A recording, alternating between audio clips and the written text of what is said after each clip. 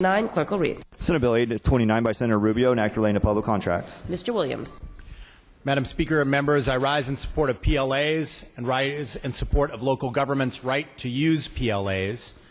Senate Bill 829 would ensure that local elected officials are have the continued ability to use PLAs by withholding state funds for any construction projects for jurisdictions that enact bans of PLAs.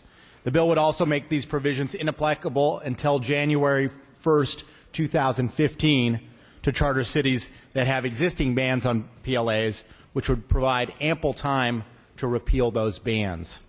If this seems like deja vu, members, it's because last year the legislature passed and the governor signed Senate Bill 922, which authorized local public entities governing boards to choose by majority vote whether or not to use a PLA, and if a charter city prohibited consideration of a PLA for a project or from considering whether to allocate funds to a city-funded project covered by a PLA, then state funding or financial assistance cannot be used to support that project. That law was signed by the governor, but there is some dispute whether it's for specific projects or for all projects. Senate Bill 829 would simply clarify existing law and limit unnecessary confusion by specifically stating that charter cities that ban PLAs are prohibited from spending state funds on any project in the city rather than one particular project. Mr. Jones. Thank you, Madam Speaker and members. Deja vu. Yes, it is. And I guess we could just hit the replay button on my floor speech from SB 922 from last year.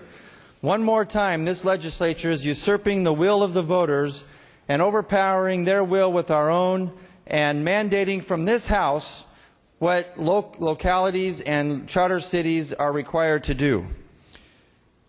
Maybe the author in his closing statements can address a couple of points. Why is this measure so important today? And why did we have to use the gut and amend process to bring it to the floor? This bill started out as a Desagne bill dealing with Cal OSHA. And I asked this legislature, what does PLAs and charter cities have to do with Cal OSHA? I rise in opposition of this measure. In my view, Senate Bill 829 is just the latest attempt by the majority party to try to silence the voice of the people. SB 829 singles out one charter city, San Diego, and other communities whose citizens have voted to ban project labor agreements.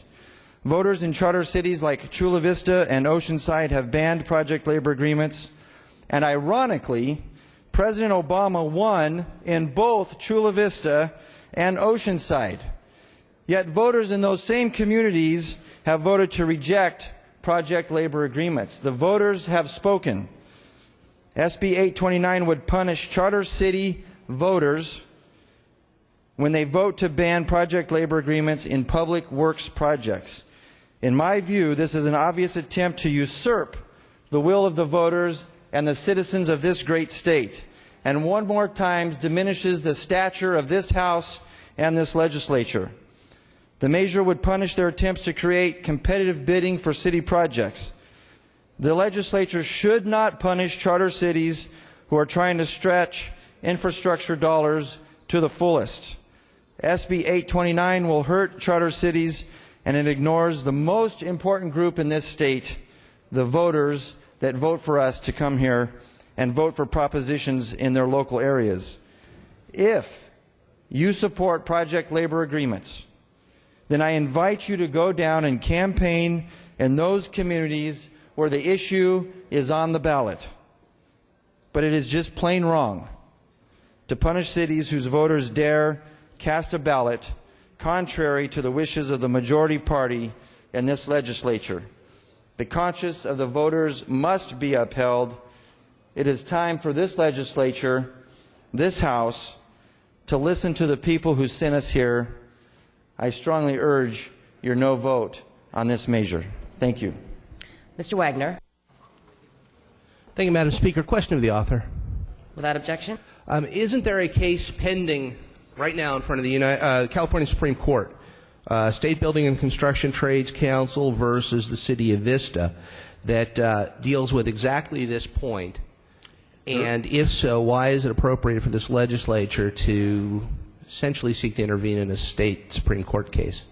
There is, and it is appropriate for us to clarify what it is the legislature's intent. And I think everyone who voted for it last year intended that state funds not be used by cities for cities that ban PLAs. And that is a very, very important thing to clarify for the courts. Thank you. On my own time, Madam Speaker, I'm not entirely sure that what this legislature is doing is clarifying, because at this point the courts have not been at all unclear. Indeed, in the Vista case, the City of Vista has won at both levels. So the courts have read what we did, taken what we did, responded to what we did, and have told the cities, told the litigants what the legislature intended.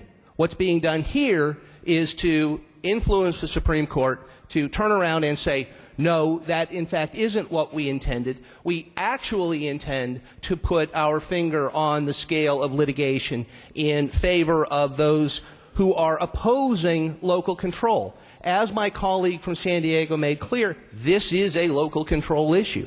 As the author stated, it is a local control issue. But we're not allowing the locals to control. It's a local control issue because this legislature is again trying to usurp the rights of the locals. And charter cities have quite a number of rights. There's a reason a city wants to become a charter city, to have those rights. And for us to get in the way again defeats the purpose of charter cities, defeats the rights of local control that we pay lip service to. In the Vista case, the Trades Council is attempting to force the city to pay prevailing wages on a local project. The locals should have the right to say no. The reason they've won in the trial courts is because the California Constitution, Article 11, Section 5, Subdivision A, gives to charter cities precisely the right to control their local affairs, which is why this is a local control bill, to control their local affairs that we are trying to usurp. We undo the entire purpose of charter cities. This is a direct attack on them. This is a direct attack on every city in any one of your districts that has a charter. This is a direct attack on local control. Most likely, if the Supreme Court comes out, as has the trial court, as has the appellate court in the City of Vista case, decides the same way those trial courts have, this bill is unconstitutional. The Supreme Court of the United States has given us guidance.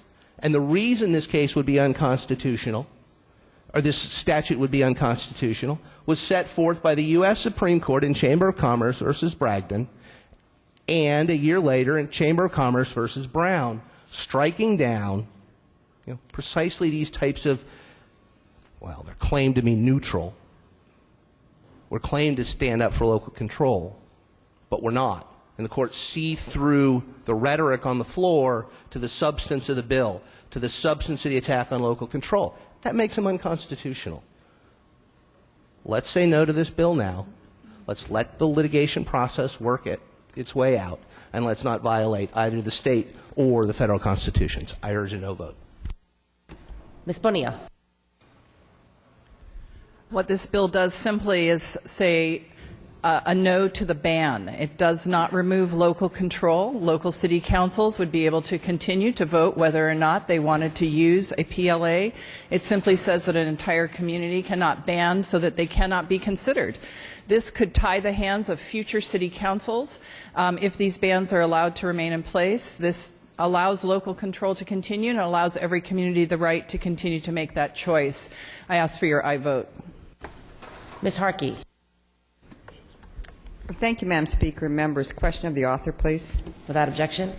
By enacting this bill, are you not denying the City of San Diego all state funds for projects, any project? The Another improvement of this bill over the previous is the phase-in time. It does not affect ones that currently have a ban for until 2015. So it allows those cities time to roll back that ban if that is what they want to do. Okay, so if a city had a ban on, let's say, no mandatory PLA on the local animal shelter, then they would not get they would not get state funds or federal funds for any roads, transportation that they needed? If that was still in place after 2015. Okay, on my own time. I'd like to just let everybody know, I just read today that Mayor Jerry Sanders on Wednesday unveiled a proposed $2.7 billion budget for San Diego's next fiscal year, of which $1.1 billion is general fund dollars, so the rest of it is coming from somewhere, probably the state and probably from the federal government. But for the first time in years, this budget is balanced, has no deficits, and does not cut any services whatsoever. Now, this is very, very rare. The state can't seem to do this, and I don't understand why we would be imposing our will on a local government that's managing to handle itself quite well. And I might add, it's a Democrat-registered city. They have the majority there, so it's not a us against them. It's what the people of San Diego wanted, and they're getting good value for their dollars, and they're actually in the plus. So I think it's a little bit out of line for this legislature that can't seem to get out of their $35 billion hole without raping public education. That we should be telling them what we need to do here. I really think it's not a good idea. I think we need to quite honestly pull back from being the nanny state for all of our cities and our counties that quite honestly are handling their situation quite well without us. And as a matter of fact, they're doing so much better this year because nothing's happening in this House because you're all running for re-election and you're afraid to pass some of this. So I would encourage you, please, pull back, take a deep breath, and let our cities and counties at least catch up with the wrath of the downturn in the economy, and also there's the taking of the redevelopment dollars that were included in the budgets and other things. We've done enough harm. The VLF funds. I mean, what more are we going to do here? We're not balancing our own. We're not making any reforms, restructuring, and that's what happened in San Diego. They reformed and they restructured, and that's why they've got a plus, and that's why they're not cutting services. We're cutting services, and we're taking their money, and we're still cutting services, and we're still not out of our hole. $35 billion is our current structural general fund deficit. It's not a few billion, it's not $9 billion, it's $35 billion, of which most of that is from education. Either a year deferral that we did last year, $10 billion, or the $9 in the suspension of Prop 98, and then I think there's another $3 in the settle-up. And the rest of it just comes from ongoing borrowing. We've just borrowed from transportation funds. So, we're borrowing from 700 internal accounts. We can't get in the credit market for short-term financing unless we promise trigger cuts. And we're telling San Diego how to run their business. I'm sorry, members. I can't go there, and neither should you. Thank you. Mr. Hueso. This is really unfortunate. Every time this issue comes forward, we have to hear completely misleading information about what this is about. And it's very sad because the public deserve to hear the truth about what's really happening in our community. I ran in one of those cities that had an initiative on the ballot while I was campaigning, and I campaigned against that initiative while I was running. And every single person that I talked to, every single one, 100%, told me that they thought that initiative was about preventing a situation where only labor unions could contract for these contracts. And they were opposed to that. And I understand that.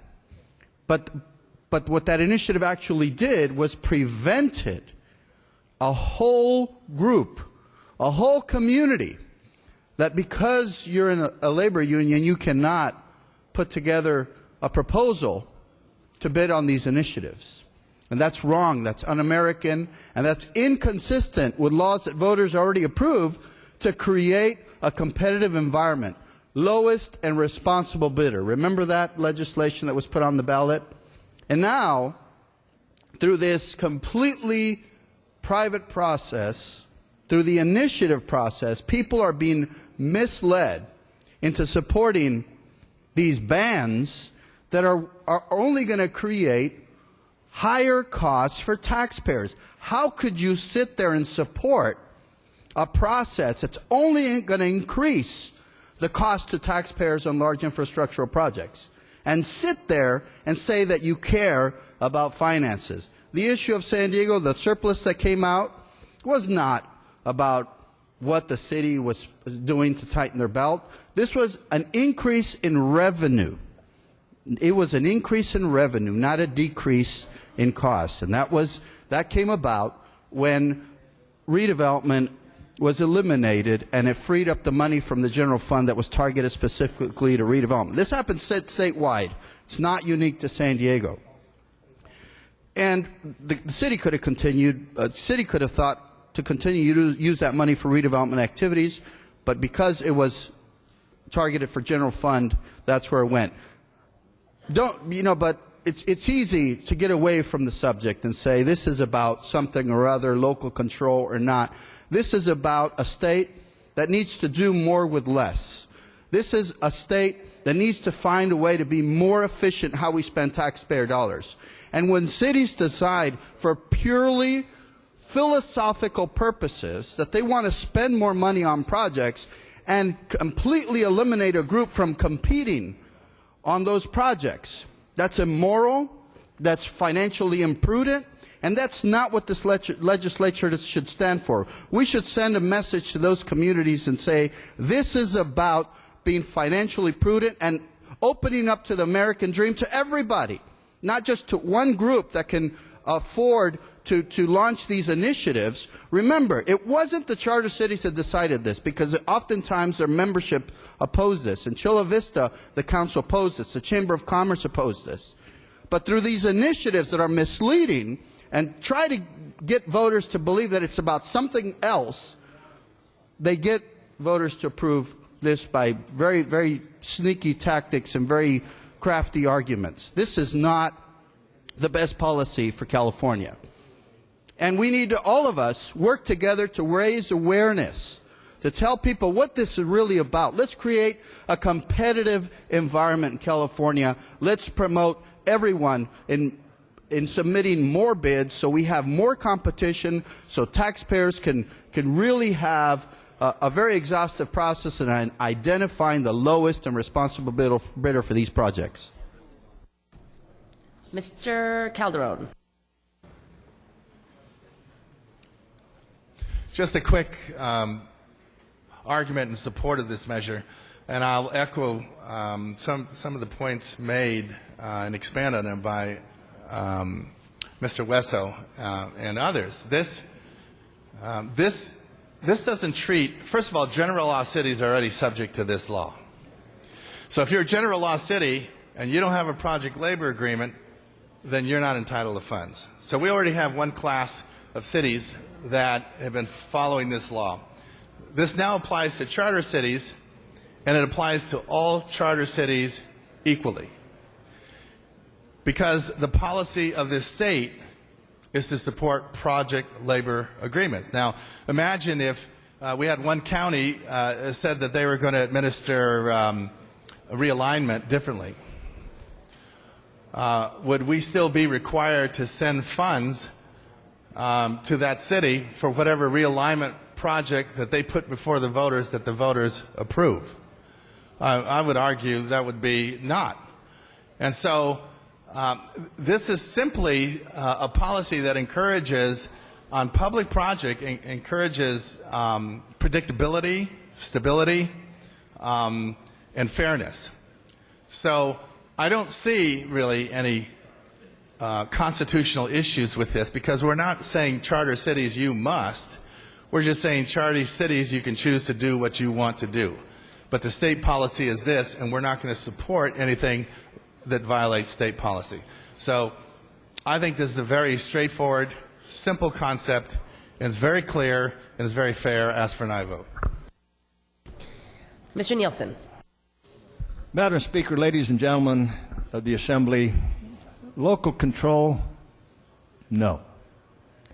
Extending our limited construction dollars to build the most, no. It is a direct interference. It prohibits the state funding when there was a mere restriction on these projects. It is an attempt to supersede the will of the voters, to undermine a local proposition, and to inject the legislature in litigation. It will result in fewer jobs, construction dollars not going as far. Permission to read from the language of the bill, Madam Speaker? Without objection. It starts right off. Initiative or ordinance or charter city prohibits, limits, or constrains in any way the governing board's authority or discretion to adopt, require, utilize project labor agreements. And it extends it to such things as charter schools and private nonprofits. And it is a blatant attempt to interfere in a local matter, which is made clear by the last sentence. This section shall not be applicable until January 1st, 2015 for charter cities in which a charter provision issued or ordinance and either prior to could disqualify construction. That belays the whole purpose of this bill. The process is kind of bad as well, but the policy is worse. I urge a no vote. Mr. Davis. Madam Speaker and members, there are several issues that I think have arisen that need to be addressed. This issue of general law cities and charter cities. Obviously, I think that our member from the Commerce area was clear in terms of the authority of general law cities. But as we get to what this bill seeks to do for charter cities is not to take away their local control. As was stated earlier by another member in the discussion, this really seeks to put in perspective ban. Now, while in fact local government can decide on a case-by-case basis if in fact they would like to or not to have project labor agreements on that particular case, to impose a complete ban gets even and supersedes local control to complete control. And so what this bill is seeking to do is to put in perspective that a total ban on its face prejudices not only future governments, but it prejudices a group that should in the future it be given an opportunity to compete, deserves to have an opportunity to succeed and to participate. So a ban denies that opportunity for future participation in the economic process that might be available, specifically in this case to charter cities. So local control, yes. Complete control, no. The other issue is the role and responsibility of the courts. The role of the court is to interpret what the legislature is saying. We have absolutely every single right to redefine, reclarify, and restate what we mean. The courts can't tell us what we mean better than we can tell the courts what we mean. I urge and I vote for SB 829. Ms. Grove. Thank you, Madam Speaker. I rise in strong opposition of SB 829. In my view, this bill strikes at the very heart of local control and local government, free market, and fair competition. Many of us on both sides of the aisle believe that a government that's closest to the people is best suited to govern the people, and for us to interfere is just completely unacceptable. Question of the author. Without objection. Are you familiar with Article 11, Section 5 of the state constitution? I could not quote it offhand, but if you would like to. Feel free. Yeah, it guarantees that charter cities have the right. Sorry, on my own time, Madam Speaker. It guarantees the right of charter cities to have the right of home rule, managing their own municipal interest. Many charter cities have elected to ban PLAs in an effort to maximize local dollars and public works projects. In fact, many of those bans are voted on by the people that are in those cities. And it's their right within those local governments to be able to vote at the ballot box and be able to vote in favor or not in favor of issues that they believe that affect their city. With this bill, we're forcing these cities to incur extra costs in carrying out these plans. Communities decide that charter cities are guaranteed extensive powers over municipal affairs in our state constitution. Again, our state constitution. All of us in this body, when we were sworn in on December 6th, raised our right hand and swore to defend the Constitution of the United States and California. We took an oath. Some of us take that oath very seriously and do not trample on the Constitution. Some of you in the ruling party only take that oath when and only when the labor unions allow you to uphold that oath of the people. This is unacceptable. And the people and the citizens of the state of California. You cannot see into my heart, and you have no knowledge about my commitments Mr. Williams, it's not to a point uphold the of personal Constitution privilege. of this state. It wasn't a Your name was personal not privilege. mentioned. But if Ms. you're Grove, taking you it can as a speak to the personal merits of the bill. privilege, it wasn't a personal privilege to you, Mr. Williams, but if you're accepting that as a personal privilege Ms. and Grove, accepting you the can speak to the merits of the responsibility bill. of violating the Constitution in order to support the labor unions, then that's your choice.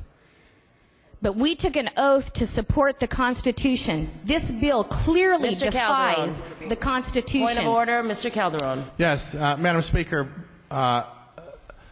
my colleague should confine her comments to the merits of the bill. If she wants to question the integrity of any member that carries a bill or votes for a bill, it's out of order. And I would request that you simply deny her the microphone if she does not follow the rules. Point well taken. You have 1 minute and 40 seconds, Ms. Grove. Thank you, Madam Speaker. Again, I thought I was speaking to the merits of the bill. The bill violates the Constitution of the state of California. If you vote for the bill, you are violating your oath of office to uphold the state Constitution and a violation of the citizens of the state of California. That is in the merits of the bill, because it specifically says in Article 11, Section 5, that charter cities have the ability to govern themselves, and for the state to interfere is a violation of the Constitution of the state of California. And that only promotes the benefits of labor unions. And to vote for that is unacceptable. Mr. Calderon. Cut her off. If she's gonna continue to talk about, it's okay she wants to talk about we're not carrying out our constitutional responsibilities.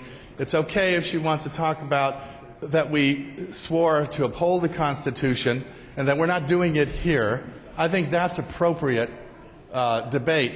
But then to say why she believes we're doing it then questions the integrity of any member in this House that supports the bill on some basis other than the merits, and that's not addressing the merits. Mr. Hagman. Madam Speaker, point of order. The member has a right for speech. She is talking to the merits of the case. Her argument is going toward whether or not this bill may be constitutional, which is validated by the fact that this has been upheld out of constitutionality in 2 lower courts so far and sitting from the Supreme Court. So I would argue that she has the right to remain to her minute left of speaking, and that no member has a right to judge whether or not this is out of the order of the bill when it's talking specifically about the bill.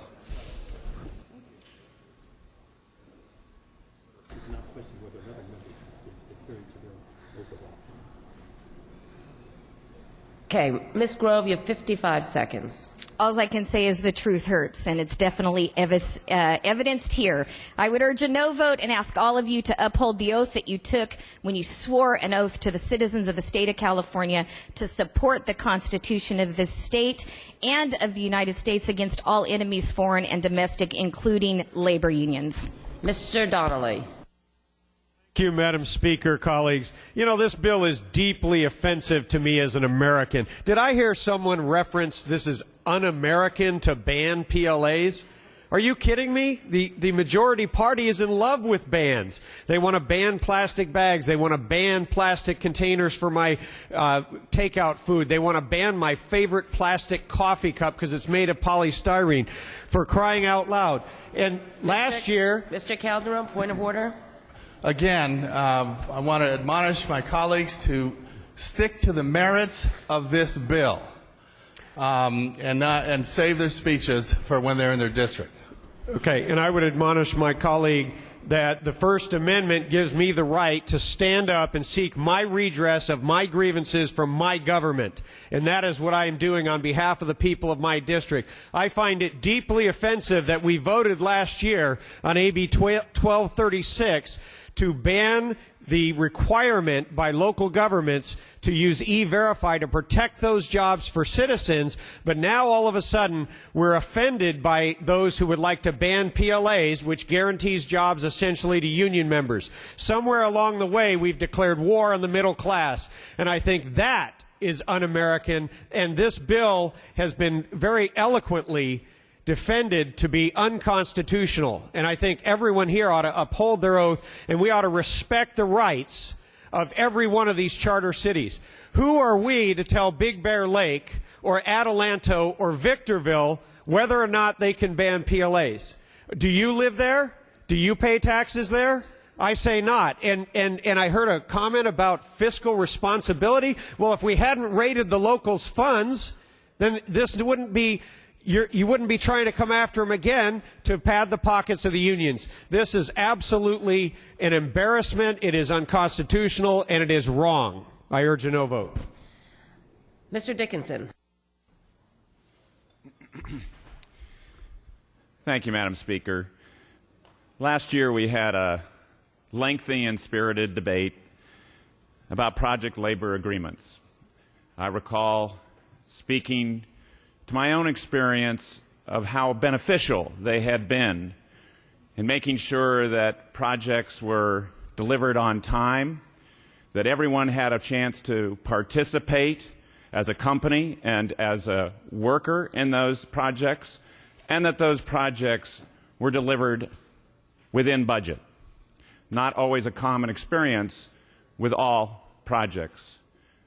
We had that debate last year. And I think all of us, at least I'd like to believe all of us who voted, regardless of how we cast our vote, thought that our action was clear and definitive.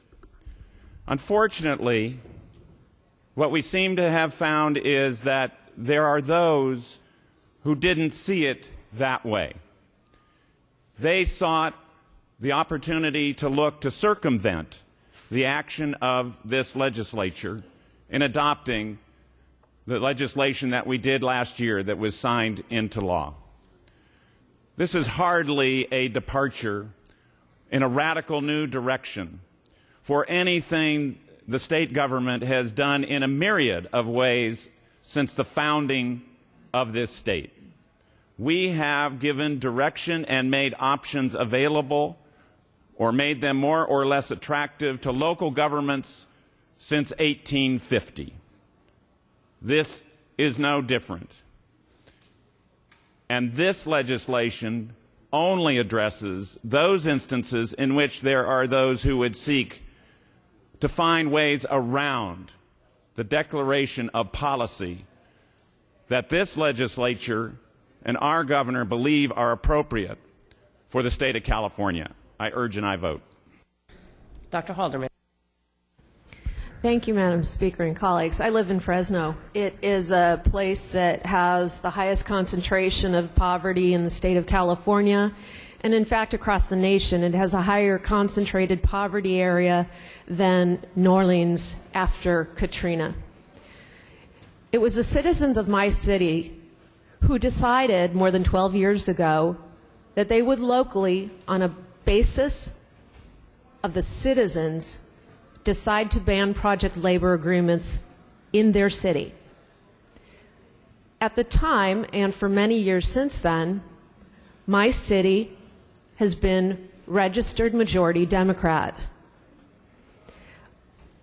I don't like the idea that I'm being told that perhaps the only reason my voters have repeatedly upheld that is because they're misled and they don't understand.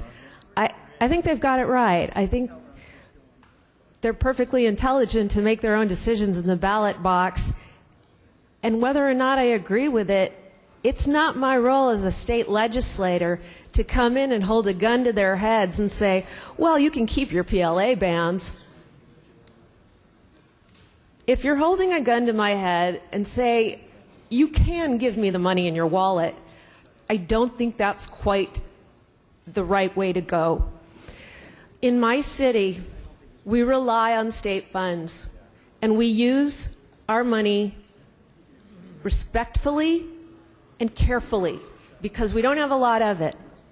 But now what we're being told is that unless by 2015, at gunpoint, we overturn what our citizens have told us to do, Democrat and Republican, that we will lose state funding for building any of the following: fire stations, hospitals, affordable housing, water treatment facilities, libraries, roads, and nonprofits will also be negatively impacted. I have no insight into the content of your character. I can only judge your actions. My action will be to oppose this measure. Mr. Burrell. Question of the author. Okay, without objection. A couple of questions. Number one, I think there's a case that's coming before the Supreme Court regarding what a charter city can define. So my first question would be, wouldn't prudence dictate that the legislature should probably remain neutral on this? Well, I'm glad you asked the question because I think it gives the opportunity to clarify that the absolute control of charter cities extends only to land use. Charter cities cannot, for instance, have absolute control over the laws on law enforcement, on what crimes are to be punished by what sentence, on a whole variety of things. And again, this does not control a ban, but this does say that we have the right to withhold funds if a ban is enacted and sticks. And then second question, there's been mention about the Constitution. And in the California Constitution, Article 11 talks about a charter city should be able to define, sort of control their own destiny. Have you, Mr. Williams, had a chance to actually read that particular section in our Constitution? And then if you have, can you help walk me through the steps how you reconciled and came to this? I'd be grateful. Thank you. Yes, Mr. Morrell, I've read that. I have also governed a charter city for 7 years. And I can tell you that a charter city does not have absolute control over and autonomy over all decisions. Again, that is on land use decisions. The idea that one would control the contracting policies of a city and bind the contracting policies of a city through a charter is, I think, unprecedented. And I think that what we need to see is that it is the rights of local governing boards that are being usurped by these initiatives, often sponsored by people outside of those jurisdictions, in order to limit the control of local elected officials to be able to choose a PLA on a case-by-case basis. For me, PLAs are not something you want all the time. There are many projects that don't require that level of technical sophistication, such as a sidewalk project. But there are some projects, such as a hospital, an airport, those kind of projects you do not want anyone who comes in as the lowest bidder without the technical expertise to do that job in a manner that has both the safety for the public and the responsibility for those local governing boards. Mr. Alejo. Madam Speaker and members, I took a deep breath, and I'm still urging all my colleagues to support this important bill. As was stated earlier, project labor agreements are long-established law. They've proven effective. They ensure quality. They ensure stability. They eliminate uncertainties in a project.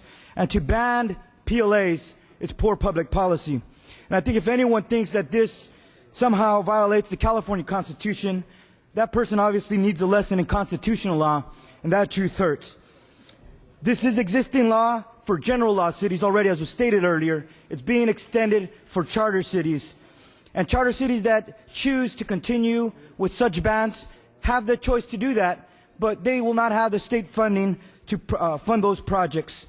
And even after this bill is enacted, those charter cities with such bans will still have the option to overturn the bans if they want to be eligible for state funding as well. You can't have it both ways. You can't claim that this bill eliminates options for cities, but yet those cities are eliminating options for PLAs at the local level in the first place. I urge you to support this bill. Ms. Atkins. Well, thank you, Madam Speaker. This has been a lively discussion, as it has been when we discuss project labor agreements. San Diego, having been referenced in this discussion, and having served on the City Council in San Diego, and understanding the importance of local control, I just want to relay a simple story. You know, when I was on the City Council, we had the County Water Authority did a project labor agreement. I mentioned this before. This is the reason I think it is important to have a tool available to local communities. We had a PLA. It came in under budget, saved money. Republicans and Democrats alike on the San Diego City Council, each of us spoke. We looked at the record. We looked at what we were able to do. We returned money to the ratepayers and the taxpayers. It's a simple example. I want my community to have those options. Now, obviously, there are stakeholders and interest groups on both sides that ratchet up this discussion in ways that cause different bodies of government to do different things. All I would say is don't take these options away from our communities. We saved money. We built incredible infrastructure. The County Water Authority is an incredible example. All I want is to be able to have the tool for our communities. You can choose PLAs. You don't have to use a PLA. That to me is a pretty simple statement. And I would just say, you know, we can have campaigns, we can have ballot initiatives, so many that our citizens have a hard time keeping up. They expect us to look out for their interests. We did that in San Diego. We're trying to do that now, and I would urge an aye vote. Mr. Perea. Thank you, Madam Speaker. Just a quick question of the author. Without objection. Does this bill in any way ban project labor agreements? Thank you very much. Mr. Swanson. Madam Speaker and members, I think that we're losing sight of the purpose of this public policy. We are losing our middle class in California. We will not recover from this great recession without people being put back to work and also receiving adequate pay. Project labor agreements, in fact, have saved every community that has used them money. They have added a level of predictability to the businesses so that they can cost projects out and stay on time. And by that, saving these communities money. But they have also been able to provide a living wage for Californians, those individuals that pay the mortgages, that keeps our state running, those individuals that have to pay the tuitions that we have been cutting in recent years. And so this is good public policy, and I don't think that we can point to examples where project labor agreements have cost us money, have delayed projects. They have been an efficient tool. And I think that we misunderstand the purpose of this public policy if we don't conclude that it is the worker, the California worker, who benefits from this, and the California business that participates with the project labor agreements and clearly understands that it matters when the playing field is level, the objectives are clear, and the projects are finished on time. I ask for your aye vote, and I thank Mr. Williams for this bill. Mr. Furtani. Madam Speaker, I believe this is a point of privilege. I don't want to be called out of order by not speaking directly to the bill at hand. I just wanted to make an observation. I think for all of us, this discussion that we're having today is a very lively and passionate... Mr. Furtani, under the rules, you must speak to the merits of the bill. Okay, in terms of the bill, in looking at the issues involved and the considerations that people have been raising, many of the discussions are rooted in long policy discussions from history and through modern times. Whether it's an issue of local rights or state rights, or in the constitutional battle when it was first being crafted, the issue of states' rights versus federal rights, this has been debated passionately for years and years in government, and that's what we have here on the floor. The question of what the role of checks and balances or our three branches of government has been raised relative to the Constitution. The role of the judiciary branch is to look at what the legislative branch does and vice versa. It's an interactive process, and I think waiting for the decision of the courts to go through their whole process before we do anything is not the process we should be a part of. We should take initiative, and then the judicial branch will check and balance what we do. The third point is about the Constitution. The Constitution is a living document. Point of order, Mr. Hagman. Thank you, Madam Speaker. I know this has been a very lively, frustrating debate today, but we're trying to represent our members to speak to the point of issues on hand on the merits of the bill, this regarding when that a ban of state funds should go to PLA agreements or not, and I would request that the Speaker kind of stick to that, just like we were requested to do that on ours. Point well taken. I appreciate that. That in terms of looking at the bill, the issue for me is we have these discussions that these are passionate. People have had passionate positions about all these different things relative to this bill, which is important. But as one speaker said, you can't see into the heart or the soul of another person. So if we stay away from that, we can have these arguments, have these debates, have our votes without having some of the rancor that I think is unnecessary and is making looking at our body doesn't make us look very good. Thank you. Mr. Hagman. Thank you, Madam Speaker. And question to the author, please. Without objection. Thank you. On this particular bill, we started a new session this year, January. Was this a introduced bill, or is this a gut and amend bill, as we call it? To my knowledge, it's a gut and amendment. Of course, it's Mr. Rubio's bill, not mine. Okay. And from your point of view, from a gut and amend or initiated bill from our House, would it take effect any time sooner than January 1st of next year? It would not take effect. However, it would make sure that the whole state knows the intent of the legislature. Now, Mr. Hagman, if we can refrain from going back and forth, if you just speak to the merits of the bill. Thank you. Thank you, Madam Speaker. I think the point I'm trying to make here is this. I think a lot of the frustration arises from the process of this bill.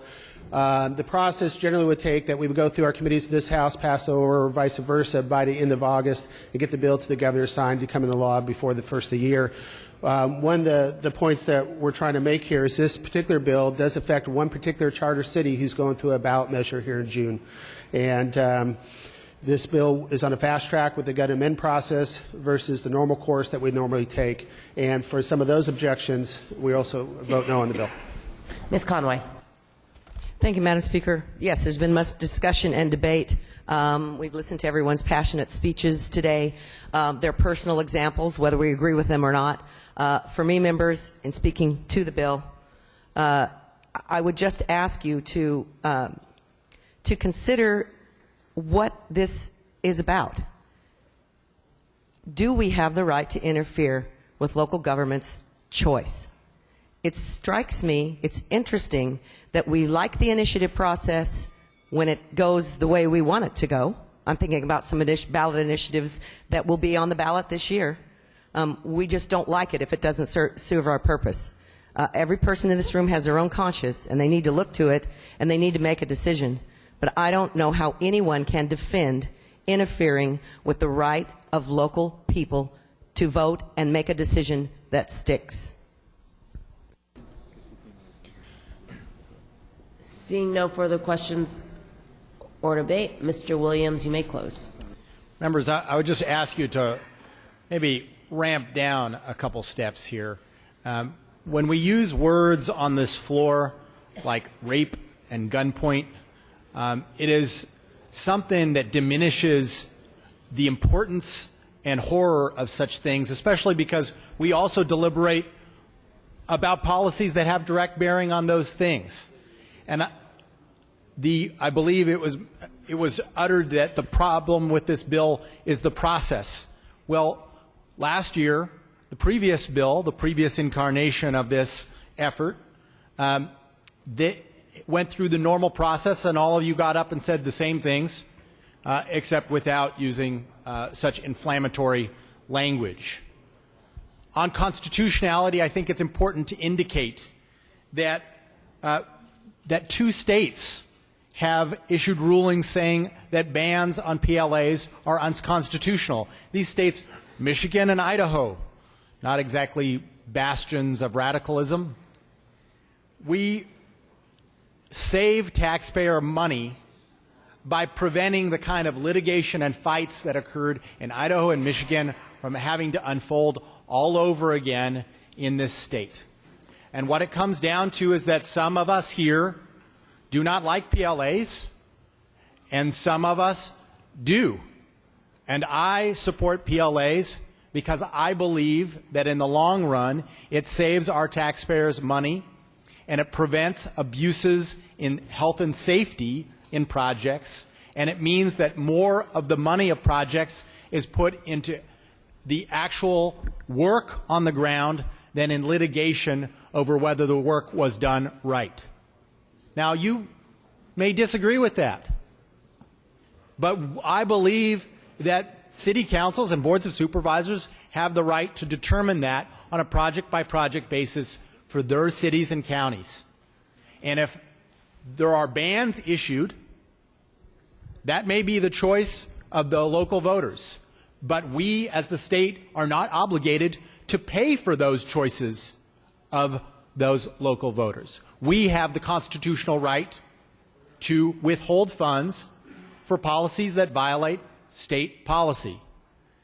And I ask you to protect that right, and to protect what is a good policy, and to protect that control of those local city councils and supervisors to make that determination. And I'd ask for immediate transmittal to the Senate, Madam Speaker. Clerk will open the roll. All members vote who desire to vote. All members vote who desire to vote.